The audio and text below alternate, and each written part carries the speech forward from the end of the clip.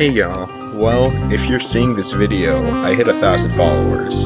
So I thought, well, why not make a tier list on my top 10 favorite games? I'll be starting soon, but first I want to say that if this video is up, it is likely that there is also a different version of this video with images and all that instead of me talking. So if you want to finish this video fast, that'll also be up. You can just read my shorter explanations, done. But if you want a more in-depth video, here's where you'll want to be. Anyways, let's give our honorable mentions first, which go to Cuphead, which is one of the hardest games I've ever played. It's really fun and it has an amazing art style. Death's Door, a super underrated indie game that deserves a lot more attention. It's kind of like Dark Souls and a Zelda game put together, and Dark Souls 1, a game that I hated at first, but as I finally started playing the game, it very quickly became one of my favorite games of all time. Now, let's get on to the real list. Number 10. Amori. This was one of the most disturbing games I've ever experienced, and I love it. This game is so well made. From the art style, to the music, to the story.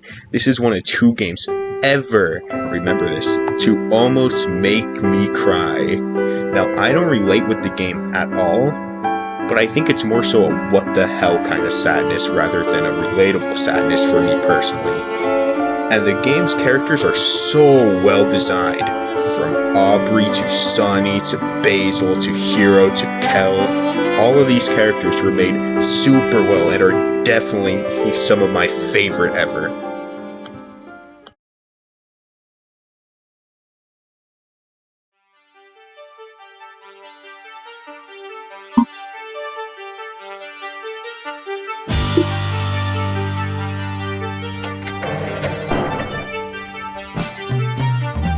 Number 9. Lethal Company.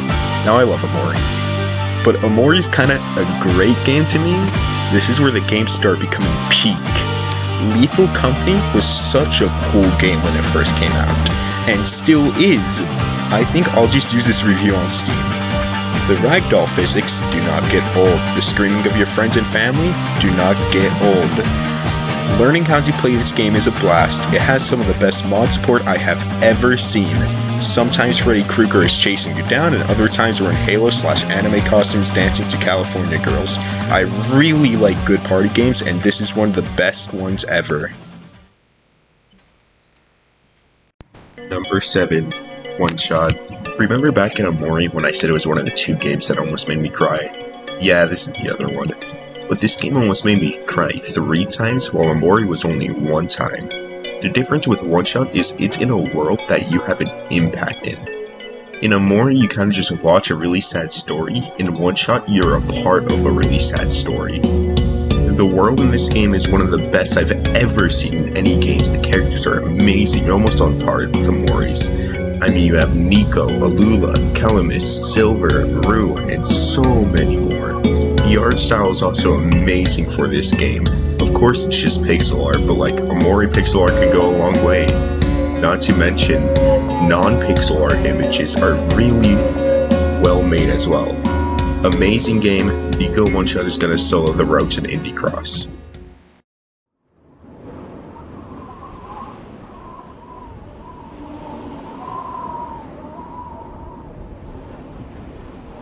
Number 7. Celeste.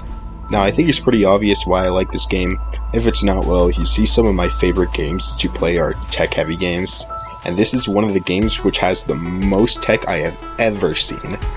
Now I don't know how to do all of them, and I never will, but wave dashing alone would make me like this game. But there are so many things about this game which are amazing. One of which being the music. This game's music is pretty good. It's not the best ever, of course. It's not as good as... Sorry, spoilers. Plus, characters like Theo, Granny, and Badlin are all great characters. There are no Amori characters, but a bonus is a bonus. In raw gameplay, this is one of the best games on the list. Also, you know, I think Madeline's scenes like the gondola scene are really cool and give Madeline a lot of character. I also am a sucker for hard games. Like, so far, Amori hasn't been the most difficult game, and Lethal has a high skill cap, but there isn't really difficulty in the game, unless you yourself make it difficult. But as we get further into the list, expect more difficult games. Number 5, Elden Ring. Out of every game on the list, only this and one other game we'll get to later are the only games that I'd say are even close to being the perfect game. This game has some of the best bosses I ever seen, it has some of the best exploration I ever seen, it has some of the best quests I ever seen, and has some of the best graphics I've ever seen. And with so many builds you can choose from, I've done nearly 10 playthroughs. I've done Strength, Dex, Int, Arcane, Faith, some mixed ones too, like Faith and Int for Sword and Knight and Flame, or Strength and Faith for Flame Grant Me Strength and Golden Vow, while using a Colossal Sword to do solid damage. And I haven't even scratched the surface of builds you can do in this game. I will 100% be playing this game more in the future.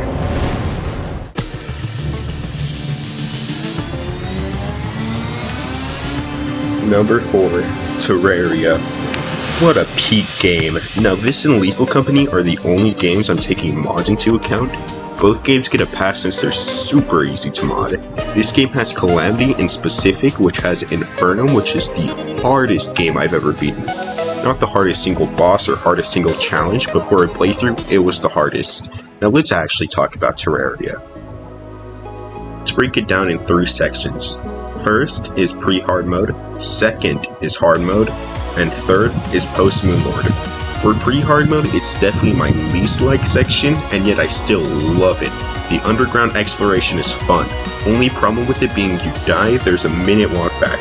And pickaxes are really slow, but guess what?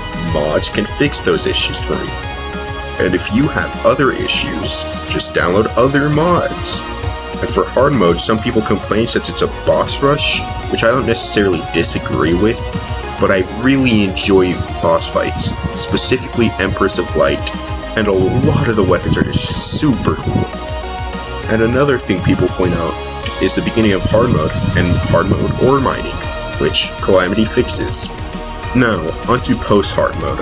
Oh my god, if you're playing Infernum, boss has been difficult, but the hardest boss pre-Moonlord was Empress of Light on Infernum at 50 deaths. Then came Profane Guardians, who I had around 150 deaths on. And the weapons from here on out go from insane to the weapons make you feel like a god. If we weren't including mods, Terraria would be right below Amori. But for me personally, I'm including mods for Terraria, so it's going here.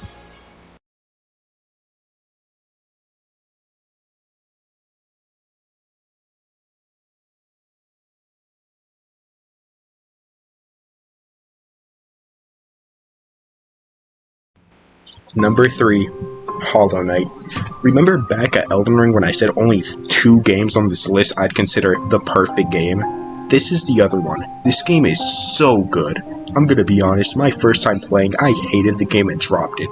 But I came back about a year and a half later and oh my god, I missed out. The exploration peak, the graphics peak, the lore peak, the boss fights, hell, even the movement are all peak. You have so much variety with charms in the combat as well. Plus, like I said, I like hard games. Now I think the only hard base game boss is Watcher Knights, the rest aren't that bad, but once you get to DLCs, oh my god, DLCs. NKG, Pure Vessel, Absrat are all super hard bosses, and don't even get me started on P5. This 100% deserves the number 3 spot.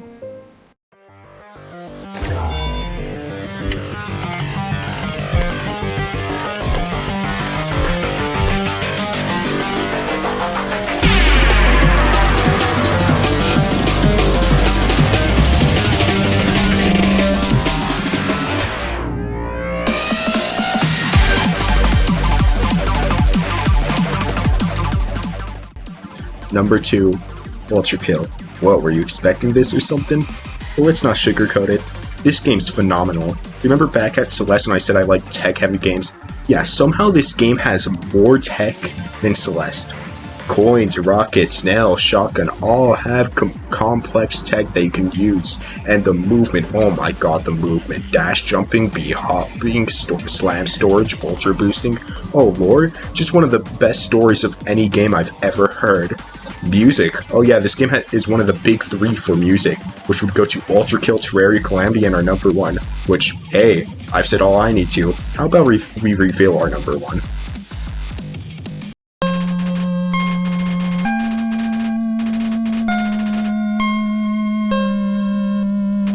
Number 1. Undertale. Where do I even begin? This is one of the first indie games I've ever played. This game has so much attention to detail, and hey, it's almost poetic that this video came out like 8 days after its anniversary.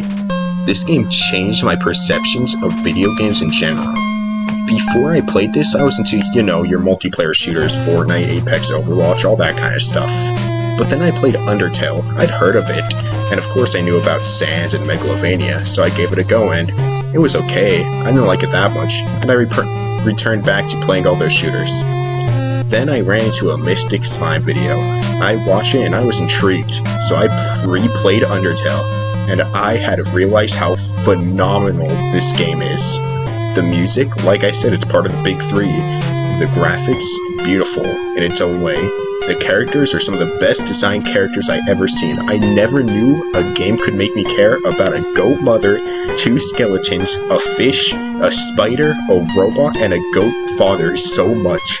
Not to mention the goat's children. Or what about Gaster, the guy who has like 3 lines, and somehow I still love as a character. If I never played Undertale, I'm gonna be honest, I probably would have never gone into Hollow Knight, Celeste, One Shot, and Amori. Undertale was the trigger for me to realize, oh shoot, indie games are good. And for that, I'm grateful to Toby Fox and his work. Now before this video ends, I just wanted to say thank you for 1K followers. If anyone made it this far, I'd be in shock. Genuinely, why'd you watch me yap for 10 minutes? This channel started with a god-awful 3-1 speedrun, and now I'm not sure what it's gonna end with, but I'm gonna want it to be a bang. One day, somehow, I'll get a world record.